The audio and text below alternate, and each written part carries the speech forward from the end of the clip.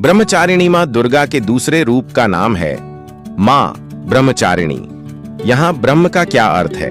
वह जिसका कोई आदि या अंत न हो, वह जो सर्वव्याप्त सर्वश्रेष्ठ है और जिसके परे कुछ भी नहीं। जब आप आंखें बंद करके ध्यान मग्न होते हैं तब अनुभव करते हैं कि ऊर्जा अपनी चरम सीमा या शिखर पर पहुंच जाती है। तब वह देवी मां के साथ एक हो गई है और उसी में ही लिप्त हो गई है।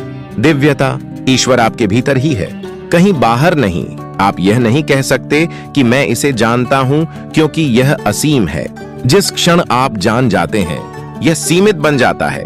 और आप यह नहीं कह सकते कि मैं इसे नहीं जानता क्योंकि यह वही है। तो आप कैसे नहीं जानते?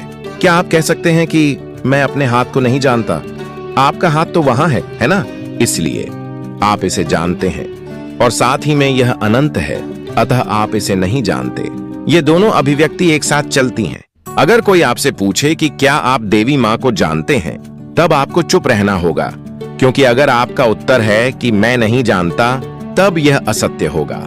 और अगर आपका उत्तर है कि हाँ मैं जानता हूं, तो तब आप अपनी सीमित बुद्धि से उस जानने को सीमा में बांध रहे हैं। यह देवी मां असीमित अनंत है, जिसे न तो समझा जा सकता है न ही किसी सीमा में बांध कर रखा जा सकता है। जानने का अर्थ है कि आप उसको सीमा में बांध रहे हैं। क्या आप अनंत को किसी सीमा में बांध कर रख सकते हैं? अगर आप ऐसा कर सकते हैं तो फिर वह अनंत नहीं। ब्रह्मचारिणी का अर्थ है वह जो असीम अनंत में विद्यमान गतिमान है, एक ऊर्जा जो न तो जड़ न ही निष्क्रिय है, किंतु वह जो अनंत में विचरण करती है। यह बात समझना अति महत्वपूर्ण है। एक है गतिमान होना, दूसरा विद्यमान होना। यही ब्रह्मचर्य का अर्थ है। इसका अर्थ यह भी है कि तुच्छता और निम्नता में न रहना, अपितु पूर्णता से रहना।